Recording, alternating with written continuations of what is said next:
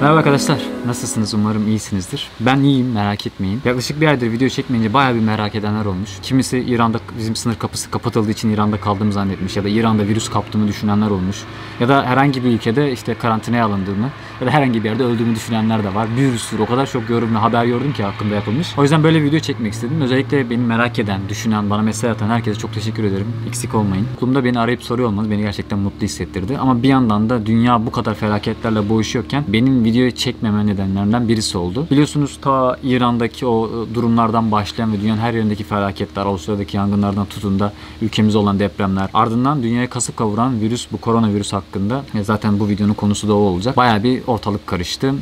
Bunun yanı sıra biliyorsunuz bir savaştayız ve çok sayıda şehit verdik. Bu durum da beni çok üzdü. Tüm dünya böyle şeylerle uğraşıyorken ve gerçekten bir felaket hali varken seyahat videosu paylaşmak istemedim açıkçası size. Yani kısacası merak et. Ne İran'da beni çektiğim videolar yüzünden yakaladılar, ne de koronaya yakalandım, ne de dünyanın herhangi bir yerinde karantina altındayım. Gayet iyiyim. Birazcık Türkiye'den uzakta bir yerdeyim. Zaten bundan sonraki videolarda nerede olduğumu göreceksiniz. Instagram hesabımda paylaştım. Oraya beklerim. Peki neden paylaşmaya karar verdim? Çünkü dedim ki bu dünyanın dertleri hiçbir zaman bitmeyecek. Ben yola çıkarken de bir sürü sorunlarla uğraşıyorduk. Şu anda dünyanın en büyük sorunu, insanların en çok korktuğu şey koronavirüsü. Ve günde yaklaşık yüzlerce insan ölüyor veya buna yakalanıyor. Ama şöyle bir gerçek var ki şu anda dünyada açlıktan ölen insan sayısı resmi rakamlara göre yaklaşık 25 bin. Yani koronavirüsünün yanındaki diğer istatistiklere baktığımız zaman dünya zaten kötü bir yer. Ölen insanların olduğu bir dünyada zaten diyecek çok bir sözde yok açıkçası. Bu felaketler ve bu sorunlar her zaman olabilir ve her zaman olacak. O yüzden ne iş yapıyorsak ve tutkumuz neyse, ne seviyorsak onu yapmaya devam etmeliyiz. Çünkü hayat erteleyerek ya da sorun ya da bahane üretilerek geçilemez. O yüzden ben video çekmeye, özellikle ilk videoyu böyle yapmaya karar verdim ki bundan sonra da İzlanda'ya gidiyor olacağım ve İzlanda videolarımı izleyeceksiniz. Başımıza bir şey gelir mi? İnşallah gelmez ama biz bir şekilde hayatımıza devam etmek zorundayız. Bu videonun konusu koronavirüsü. Çünkü koronavirüsü gerçekten dünyanın şu an lanet olası bir sorunu. Gerçekten dünyanın neredeyse 80 ülkesine yayıldı. Bütün kıtalarda görülüyor, Antarktika hariç ve şu anda da dünyadaki konfirm edilen hasta sayısı 98.369. Bunun 80.000'i Çin'de, 6.284 tanesi Kore'de, 3.858 kişi İtalya'da. Sayılar bu kadar çokken ve gün geçtikçe bu yayılma hızı artarken artık gerçekten bir tehdit oluşmaya başladı. Şu an Türkiye'ye geldiğine dair ya da Türkiye'de bir vaka bulunduğuna dair resmi bir açıklama yok. İnşallah da gelmez. Tüm komşularımızda varken bizde olmaması gerçekten mucize ve inşallah da olmaz. Sadece dün çıkan bir habere göre Londra'dan gelen transit bir yolcu İstanbul'daki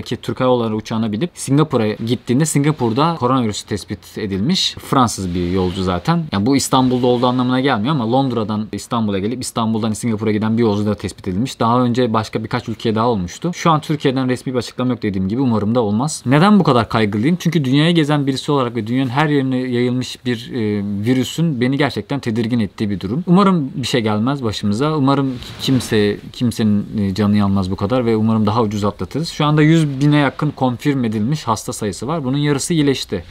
3000 küsür tane hayatını kaybeden insan var maalesef. Yani ölüm oranı %3'e yakın bir virüsten bahsediyoruz. Çok büyük bir oran değil bu ama yayılma hızının büyüklüğü Amerika'da ve Avrupa'da gerçekten kırmızı alarm verdirtti ve zaten ekonomileri vurdu geçti. Bir sürü ekonomik zarar uğrattı bütün ülkeleri. Çin başta olmak üzere. Hava yolları zaten büyük zararlara uğradı ve insanların psikolojisi bozulmaya başladı. Yani ekonomiden ziyade ben insanları ele almak isterim burada. Hepimizin sevdiği insanlar var. O yüzden kendimiz bununla nasıl başa çıkabiliriz ve nasıl korunabiliriz? Bunları ele almak gerektiğini düşünüyorum. Biliyorsunuz zaten koronavirüsüyle ilgili çok fazla videolar yapılıyor. Televizyonda doktorlarımız açıklama yapıyor. Nasıl bundan korunabiliriz diye bilgilendirmeler veriyorlar. Koronavirüsün ne olduğunu anlatmaya çalışıyorlar. Koronavirüsü mutasyona uğramış bir hayvanlarda olan virüstü. Köpeklere de hayvan sahibi olanlar bilirler. Koronavirüsü zaten yaptırırlar onlara. Çünkü hayvandan hayvana geçen bir virüstür bu. Genelde akciğerle alakalı sorunlara yol açar. Nefes darlığı ile ilgili bir sorundur. Ama bundan ben daha önemli bir sorun olduğunu düşünüyorum. Daha zor sorun yaratacak şey olduğunu düşünüyorum. Koronavirüsünden ziyade panik havasının insanlara çok daha tehlikeli olacağını. O yüzden Türkiye gelirse eğer nasıl panik yapılmaması gerektiğine dair bir case study yapmamız gerektiğini düşündüğüm için bu videoyu çekmek istedim. Peki bunu nasıl yapabiliriz? Şu anda Çin bu işin yani virüsün yayılmaya başladığı ülke. Dolayısıyla Çin'i örnek alıp şu anda Çin'de olan biten her şeyi kendimize ders çıkartabiliriz. Şu an Çin'de bir gün nasıl geçiyor? İnsanlar neler yapıyorlar? Nasıl yaşamına devam ediyorlar? Ne yiyip ne içiyorlar? Bir karantinaya alınmış bir şehirde veya ülkede hayat nasıl devam ediyor? Eğer bizim ülkemize gelirse biz nasıl devam etmeliyiz ya da birbirimize nasıl yardımcı olabiliriz? Koronavirüsüyle nasıl savaşabiliriz? Bunlara cevap bulmaya çalışalım istedim bu videoda. Çin'de yaşayan bir arkadaşımıza rica et. Tarık bir süredir Çin'de yaşıyor ve karantinaya almış bir şehir. Birinci seviyede kırmızı alarm verilirken ikinci seviye düşürüldü şu an. Ondan rica etti. Bu virüs nasıl çıktı ortaya ve sokakta neler oluyor? Markete gitmek nasıl? Ya da insanlar dışarı çıkabiliyor mu? Hayat nasıl devam ediyor? Çin'de bir gün nasıl geçiyor? Onu size Tarık anlatacak. Hadi gelin şimdi Çin'e gidelim.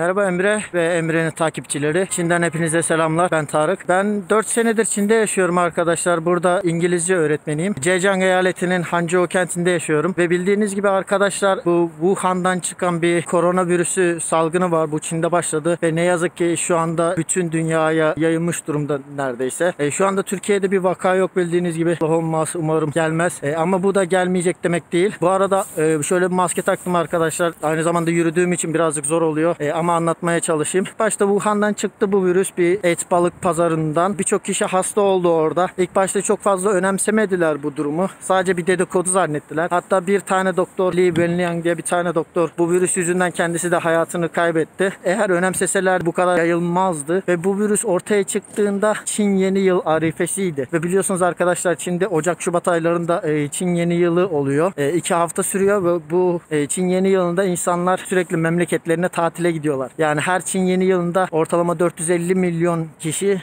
Çin içinde yer değiştiriyor. Ve bu da bunun arifesinde çıktığı için insanlar kendileriyle beraber virüsü de Çin'in bütün çevresine taşıdılar. Sonra bu virüs yayıldıktan sonra artık yetkililer işe el atıp Wuhan'ı ve Wuhan çevresindeki birçok şehri karantina altına aldılar.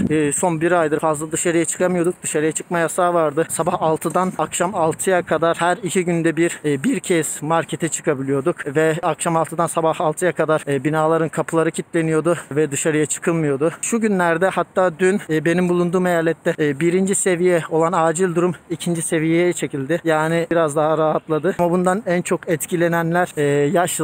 Yaşlıların birazcık daha vücudu dirençsiz olduğu için altta yatan kalp hastalığı, diyabeti vesaire, bunlar ne yazık ki hayatını kaybedenler arasında en yüksek orana sahipler. Yeni koronavirüs nasıl bulaşıyor? Bu birazcık flu tarzı bir virüs. Yani grip tarzı bir virüs. Onun için grip nasıl bulaşıyorsa bu da aynı şekilde bulaşıyor. Belirtileri de yüksek ateş, kuru öksürük ve nefes darlığı. Marketlere girerken çıkarken ya da insanlar evlerine girerken çıkarken kapıda bekleyen güvenlikler ateş ölçümü yapıyor ve herkese verilen bir QR kodu var. Bu QR kodun belli renkleri var. Eğer bu yeşil QR koduna sahipseniz bu sağlıklısınız anlamına geliyor ve bütün marketlere ya da dışarıya ziyaretlere rahatlıkla girip çıkabiliyorsunuz. Şimdi markete geldim arkadaşlar. Burada şu bahsettiğim kod, yeşil kod, yeşil QR kod. Bu varsa bir problem olmuyor ilk çıkışta. Yalnız ateş falan ölçüyor. Görüyorsunuz. Ne ha? Değişiyor. Açıldı. Ama şişe. Şu green code'a bakıyorlar arkadaşlar. Ateşinize bakıyorlar. Eğer ateş 37.2'nin üstünde değilse bir problem yok. Burada görüyorsunuz sokakta insanları, herkes maske takıyor. Maske takma zorunluluğu var. Hani bu maskeler bir de koruyor mu diye düşünebilirsiniz. Maskeler %100 bir koruma sağlamıyor ama hiç takmamaktan daha iyi. Bu maskelerin asıl özelliği zaten hastalığı dışarıya yaymamak. Ama her ne kadar birinci özelliği bu olsa da gene de dışarıdan bir koruma sağlıyor. Normalde genelde insanlar bu surgical mask, yani bu doktorların, hemşirelerin kullandığı ameliyat maskesinden takıyorlar. Ki ben de ondan takıyordum. Ama onun yukarılardan aşağılardan hava girdiği için pek de güvenilir değil. Ben de böyle bir şey aldım. Buna N95 maske deniyorlar. Bunda yanlarda delik olmadığı için biraz daha güvenli. Ve insanlar da gördüğünüz gibi dışarıda arkadaşlar. Burada bir nebze de olsa kontrol altına alındığı için millet de birazcık rahatlamış durumda.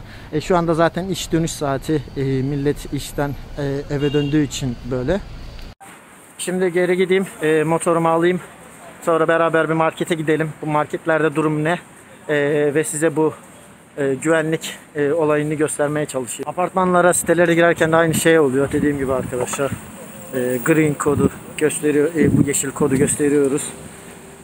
Ateşe bakıyorlar. Şimdi onu da göstermeye çalışacağım burada. Hemen şöyle öteki telefondan yeşil kodu hazırlayayım da. Ne ha?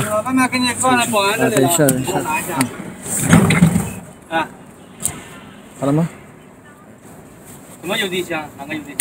Şişe. Aynen böyle arkadaşlar, teker teker kontrol ediyorlar. Hava karardı burada arkadaşlar. Çin'deki size durumu göstermeye çalıştım.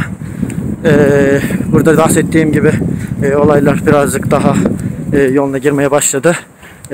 Umarım iyi bir bilgi aktarabilmişimdir. Görüşmek üzere.